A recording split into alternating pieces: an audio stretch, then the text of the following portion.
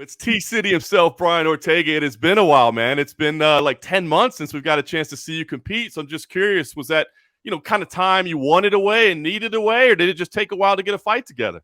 No, for 6 months I was suspended by commission, and then after that it took a little bit to clear me from the fracture.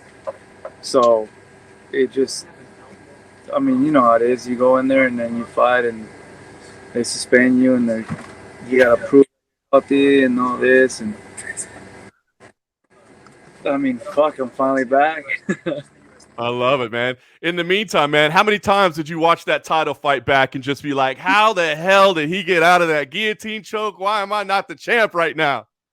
I kind of sat on it for a little bit right after, just because that's when I had like the most time, right? And everyone's still tagging and they're making the memes and everything, and that's after I was just like, fuck, dude. I go, what? I cannot do that much. And then I went on, like, dude, I don't even know how this fucker got out. I go, hey, Henry, what the hell? And he's like, bro, check this out. And he kind of broke it down for me and told me this and that. And I was like, oh my God. I go, fuck, I didn't see those. Like, I didn't, there's things I didn't see. And then I was like, what a fucking, well, bro, demote my ass. I don't deserve the black belt. And he just said, it's just, we almost forget what we're good at sometimes. We're so good at it that we just go, and especially in this world, that I went into this and other things, into striking, and I kind of engulfed myself deeply in the other realms, and kind of just like, yeah, I'm the jiu-jitsu guy. I got it in the bag. Well, until you don't get it, and then you're just like, fuck, I got even me. I gotta go back and do it more than what I was doing it, Keep the skills sharp. Yeah, and that's kind of what I've been doing. I've been going back and just going back to my roots again. Going back to my roots and learning other arts as well. But it's like, hey, if I'm gonna spend this much time learning these arts, I better spend this much time going back on the mat and just not forgetting about what it is that got me here. And that's kind of what it was. So I love it, man. But I didn't want phenomenal advice. Well, you're back now, man. You're back now, man. It's a main event. It's network television as well, man. I mean, this is big time. So talk to me about what the vibe is like at the minute. I mean, is it just kind of excitement to be back? Do you got a little chip on your shoulder? Maybe a little something to prove to people where you still stand? I mean, what's the feel right now? A little bit of everything. And I wouldn't say chip on my shoulder. I want to say by now I feel that I've shown all you guys that I'm a tough motherfucker, and I'm in the top, and I'm here and I'm hanging out, and now it's just more like let me have fun with this again.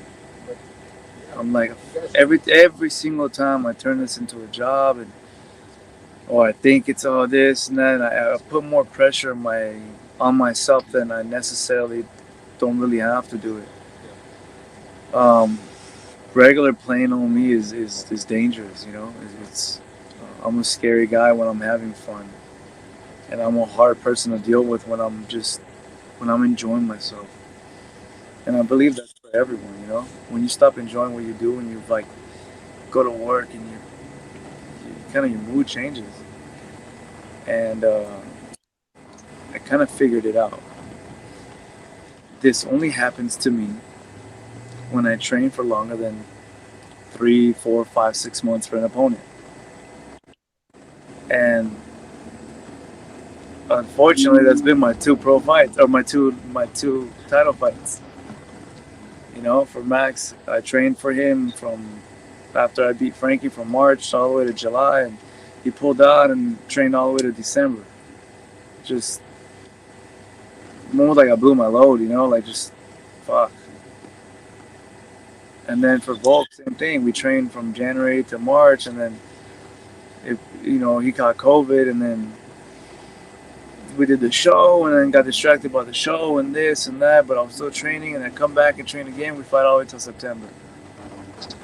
So there's similar time frames for both of these guys that I was just nonstop on the go, and I realized, me personally, because I know everyone's different, I do need at least like a little 2-week, 3-week window to just go back and just like enjoy life.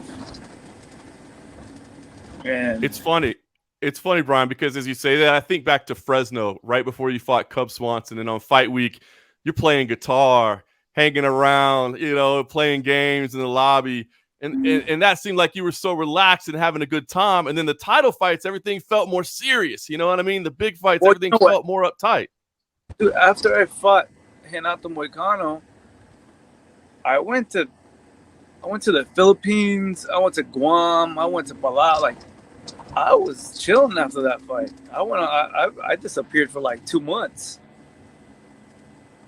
And then they called me while I'm on vacation over there, or well, not vacation. I just staycation. I was just basically over there. I didn't want to come back. I was like, I fake lost my passport. And then they're like, "Hey, bro, like you have to fight now. Like you should come back." And I'm like, "All right." And then when you saw me having fun in Fresno, like you saw me, like my performance was good, and I'm a happy-go-lucky guy. That's honestly who I am. And when you make me train for over 6-7 months, then it's like, fuck. You run out of fuel, I think, at least for me. I think that's completely understandable. So talk about And this fight, Brian. What do you think about Yair Rodriguez? I mean, this is a guy that's been at the top for a long time. You've been at the top for a long time. Was this one that you've been waiting on, that you saw coming, or what do you think about this matchup, man? I think it's a great matchup. This is a war. Like, no other way to put it. This is a war. Stylistically, even from our cultures to everything. I think, and maybe you can help me out with this. And when has there been two Mexicans like this? I was thinking about that today, actually, man. I was looking at your super cool new shirt that you got looking, and I was thinking about, the Mexican flag on there and how dope it looked. And I was like, I was actually thinking about that. I don't recall a matchup like this. I think, I don't want to say it's the first, but I think it's one of the first couple where it's like two Mexicans, top fighters, and you always see it in boxing. Right. Like Barrera versus Morales, or like all these classics, and it's like I'm hoping that this is another classic. Honestly, like, and I love that. I love the fact that Mexico, right? Because, like, hey, dude, like we're together, we're making noise, and although we're fighting each other, we're still united in this aspect, where we're bringing our people up, and we're showing that it's possible, and from both sides of the story. One, from him being in Mexico and being born and raised in Mexico, and me having to be first generation, born in the United States, but have immigrant parents, and like we're showing the both sides of the beauty of when you chase your dreams and you come from our background and culture and heritage, and there's no other way we're going to leave out there besides leaving it all in there, Oh, I because know. we had to dig deep to get out where we came from. So there'd be a cold day in hell for both of us if we decide any of us is going to give each other an easy fight. Oh, hell no. It's going to be a scrap. But here's what I got to know, Brian, because I know you love a good scrap, and you've shown us your toughness, and you've shown us that you'll go into war, right? But isn't this the fight where you go, man, that black belt I got is pretty damn good too. Maybe we just take this to the floor and we end this thing real quick. We don't have to break the eye socket, man. We don't have to go get suspended for 6 months. Maybe we would show those prime grappling skills. And that's where all my team is kind of mad at me, because although I say we will do this, and the second I get in there, they're just like, motherfuckers not sticking to the plan. And I like to say there's a trigger that I don't know how to control. It's I don't know, man. Like, and I've been trying to really buckle down and be like, bro, if you can focus and you can do things, like you can be great. Like stop getting emotional. Stop getting into this warrior or gladiator mentality. I've told myself everything in the book, and then the second I get there, it's like, wow, like, are you not entertained, motherfuckers? Like, and yeah. So obviously the plan is, to finish him regardless, no matter where, stand up, ground. Obviously my ground is better, and his stand up is better. So, um, but you see me, no matter if I see a window for anything, I will take it, and I will make sure I don't waste that window. But I'm there is a lot of pressure. There's do you be a technical fighter and you go in there and do this, and the other side of the things are like, yo, this is a big network. Like we put you guys here to put on a show, not to just give us a boring fight. Um, I don't know. I'm trying to. It's fight week. I'm trying to figure it out. Well, the good but news is it won't be a boring fight. I know you won't put on a boring fight. That's the good news. yeah, and we'll see. We'll see what happens. Honestly, everything can change when you're in there. You know. So literally everything changes the second you step in there. You get hit once, everything changes. So uh, I know I put in my work, and this is obviously someone who I wouldn't or didn't want to face. And now we're facing each other, and it's bittersweet, I guess. It's bittersweet. One, I get another opponent who's number 3 in the world, number 2. So it makes sense that list or matchup wise, right? On who's there, and then uh, I'm not a hater, man. If he does beat me, I hope he does get that title shot. Um, and like this is one of those fights where it sucks because I'm in a weird position where I like the guy and I rooted for him, and now it's like, well, I can't root for you against me though. And he's cool, man. We're not best friends, but we have a good relationship. We've hung out, we partied together, we did some cool stuff together, and I mean, shit. Now we get to fight each other and entertain everyone. And put some money in each other's pockets. You can think about it that way, right? At least you're coming together to make some money. I told him to. I said, hey, because it was awkward when we're hanging out and we're chilling at Dan Bilzerian's house and we're doing these things, and I looked at him like, hey, bro, we might fight, right? we we keep pretending and going around the bush, but like, I just hope I got nothing but love and respect, and the day does come. I go, let's just make sure we get paid. There you go.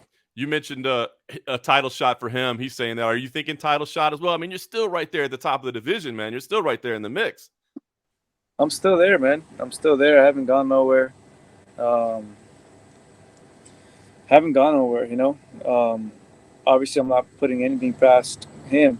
I don't even want to think too much about the future yet. But I don't know. You're kind of an expert in this and what the people say and have to say.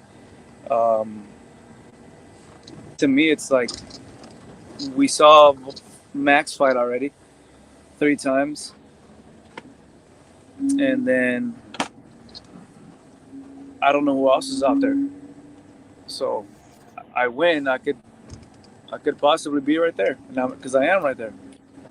And you're the only guy that can say you had him in trouble. You know what I mean? You're the only guy that can say you had him in trouble. And that's what I've been telling people, and I'm not trying to promote the fight this way, but I am to the first to a certain degree I put him in a lot of trouble. You know, I was putting the pressure on even on the fifth. I was backing him up. The third, I gave one of the best third rounds, contention, the title fight or contention fight of the year. I gave him a crazy run. He had a war with me, and we went in there and we gave it all, and it was back and forth, and I had him in a couple of chokes and heard him gargling and everything, and now that I've talked to Henry and I was like, yo, given some adjustments and some stuff, I go, his neck could have been your dog. And I was like, fuck, man. I go, let's see then, you know. For sure, I would love to run it back with him. I love it, man. Well, Brian, I could talk to you all day, man, but I know you got a ton of these. So thank you for carving out some time, man. I always really do appreciate it. I guess last thing I'll ask you, what kind of fight are you anticipating, man? I mean, you said it, bro. You're in fight of the years every time you go out there, man. Are we going to see another fight of the year, or is this one like you're going to go put a stamp on something and show some domination? The goal is obviously, you know, go in there and show some domination, but if that doesn't happen, then you guys will enjoy an instant classic. I love it. Every time out, my man. But I appreciate the time as always, man. Best of luck on Saturday. Not that you need any of that. You got all the skill you need. I look forward to tuning in and watching you on ABC. Thank you, my boy.